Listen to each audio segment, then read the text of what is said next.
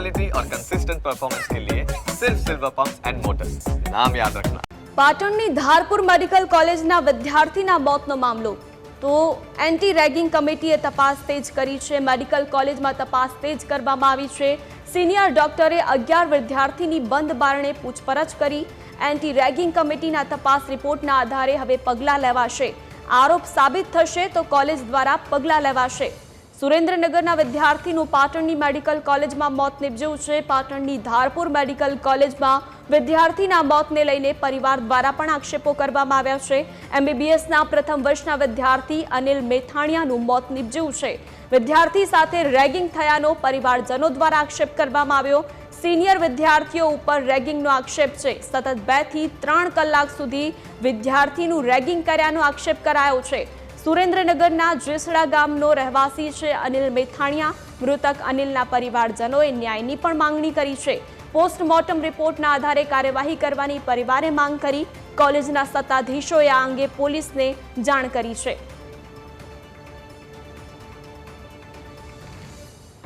ગઈકાલે રાત્રે અનિલ કુમાર નટવરભાઈ મેથાણિયા નામના છાત્રનો હોસ્ટેલમાં કોલેપ્સ થઈને એની જે બોડી છે એટલે પેશન્ટ તરીકે એને કેઝ્યુઅલ્ટીમાં લઈ જવામાં આવેલ રાત્રે, અને અમારા ડૉક્ટરો એની પર સારવાર કરીને રિવાઇવ કરવા ટ્રાય કરેલ, પણ જે થઈ શકે નથી। વિદ્યાર્થીઓને પૂછપરછ કરતાં એવું જાણવા મળેલ છે કે સિનિયર વિદ્યાર્થીઓએ તેમને 3 કલાક ઊભા રાખીને ઇન્ટ્રોડક્શન આપવાની વાત કરેલ હતી, અને જે દરમિયાન આ ઘટના બનવા પામેલ છે। જો કમિટી પ્રમાણે અને જે તે સમયે પોલીસને બી ઇન્ફોર્મ કરીને એના એક્સિડેન્ટલ ડેથની વાત કરવામાં આવે છે। એના પેરેન્ટ્સને પણ ઇન્ફોર્મ કરવામાં આવેલ છે। બોલાવીને એમને સાંત્વના આપીને પોસ્ટમોર્ટમ માટે પણ વાત કરેલ છે। સાથે સાથે જો સ્ટુડન્ટ દરમિયાન રેગિંગની ઘટના બહાર આવશે કે એવું થશે તો તાત્કાલિક ધોરણે કમિટી મિટિંગ અમે બોલાવી છે, અને એ પ્રમાણે જો હશે તો એના શિક્ષાત્મક પગલાં તાત્કાલિક ધોરણે ભરવામાં આવશે। તો આજ મુદ્દે વધુ જાણકારી સાથે સંવાદદાતા ભાવેશ જોડાયા છે। ભાવેશ, એન્ટી રેગિંગ કમિટી હવે તપાસ કરી રહી છે। બંધ બારણે વિદ્યાર્થીઓની પૂછપરછ પણ કરવામાં આવી છે। શું માહિતી પ્રાપ્ત થઈ છે? જી ચોક્કસથી સોનલ જણાવી દઉં કે પાટણની ધારપુર મેડિકલ કોલેજના એમબીબીએસના પ્રથમ વર્ષના સુરેન્દ્રનગર તાલુકાના જેસડા ગામના તેજસ્વી વિદ્યાર્થીનું રેગિંગને કારણે મોત થયાનો આક્ષેપ પરિવારજનો દ્વારા કરવામાં આવ્યો છે, અને પેનલ ડોક્ટરની મદદથી પીએમ કર્યા બાદ મૃતકની લાશને તેમના પરિવારજનોને સોંપવામાં આવી છે। પરંતુ પરિવારના આક્ષેપને લઈને જે ધારપુર મેડિકલ કોલેજ દ્વારા જે તપાસનો ધમધમાટ શરૂ કરવામાં આવ્યો છે, અને એન્ટી રેગિંગ કમિટી દ્વારા જે મેડિકલ કોલેજ ખાતે સિનિયર અને જુનિયર વિદ્યાર્થીઓની બંધ બારણે તપાસ પૂછપરછ હાથ ધરવામાં આવી છે, અને જો પૂછપરછના અંદર જે રિપોર્ટ આવશે તે સબમિટ કરવાનો છે, અને જે રિપોર્ટના અંદર જો રેગિંગ થયાનું સામે આવશે તો સિનિયર વિદ્યાર્થીઓ સામે શિક્ષાત્મક પગલાં લેવામાં આવશે, અને જે સમાજમાં દાખલો બેસે તેવી કાર્યવાહી કરવામાં આવશે, તેમ ડીને જણાવ્યું છે। જી ભાવેશ, જે પ્રકારે આ સમગ્ર પરિવારજનો દ્વારા આક્ષેપ કરવામાં આવ્યો છે કે રેગિંગ કરવામાં આવ્યું છે, તો કયા કારણોસર મોત થયું છે તેને લઈને કોઈ ચોક્કસ વિગત આવી છે? જી ચોક્કસથી જણાવી દઉં કે જે સિનિયર વિદ્યાર્થીઓ દ્વારા જે જુનિયર વિદ્યાર્થીઓને તેમના ઇન્ટ્રોડક્શન માટે સતત 3 કલાક સુધી ઊભા રાખવામાં આવ્યા હતા, અને તે દરમિયાન જ આ યુવક ઢળી પડ્યો હતો અને તેનું મોત થયું હતું।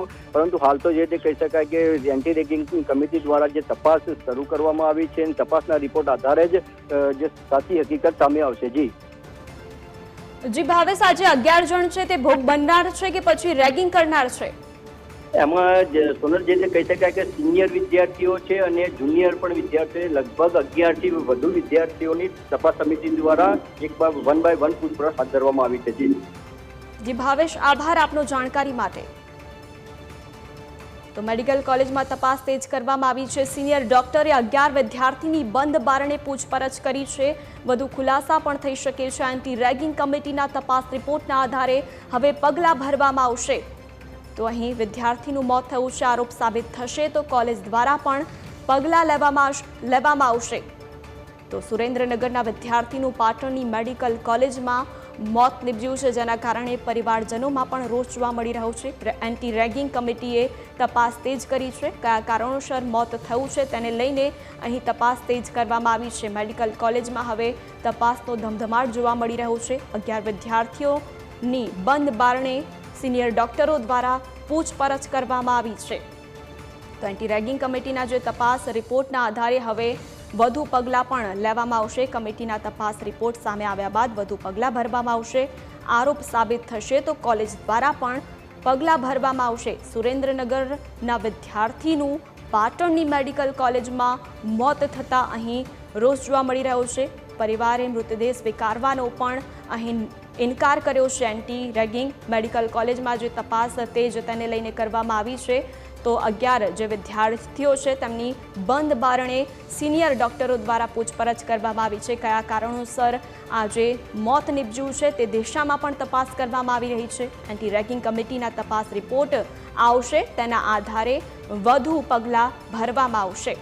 તો આરોપ સાબિત થશે તો કોલેજ દ્વારા પણ પગલાં ભરવામાં આવશે. સુરેન્દ્રનગરનો આ વિદ્યાર્થી છે, પાટણની મેડિકલ કોલેજમાં તેનું મોત નિપજ્યું છે. તો પરિવારજનોનું આ મુદ્દે શું કહેવું છે, આવો સાંભળીએ.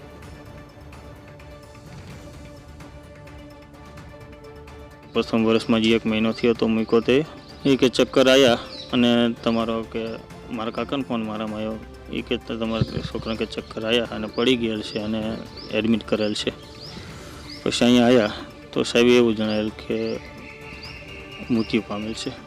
અમને તો જે પીએમ અત્યારે પીએમથી અત્યારે મોકલેલ છે, બરાબર, પીએમ ચાલુ છે એનું. હવે પીએમના રિપોર્ટ ઉપર આપણને ખબર પડે કે શું છે શંકા એની ઉપર અત્યારે એવી વાત સાંભળી હતી કે અહીંયા કોલેજની અંદર રેકિંગ 3જા વર્ષવાળા જે રેકિંગ કરતા હતા, બધા અંદર રમતા હશે, ગમે તે 2-3 કલાક ઊભો રહ્યો હશે અને અચિંતાનો ચક્કર આવી અને પડી ગયો અને મૃત્યુ પામેલ. રેકિંગ થયું એવી વાત છોકરા અહીંયાના જે ધારપુરના જે રહેશે અભ્યાસ કરે જે ફર્સ્ટ યરમાં એ કહેતા હતા એ કે રેકિંગ ચાલુ હતું. કે અમને યોગ્ય ન્યાય મળે, જે કોલેજથી યોગ્ય ન્યાય મળે, સરકારશ્રી તરફથી જે એના જિલ્લાવાળા અધિકારી પોલીસ અધિકારી યોગ્ય ન્યાય મળે, બસ અમારી એ જ માગણી છે.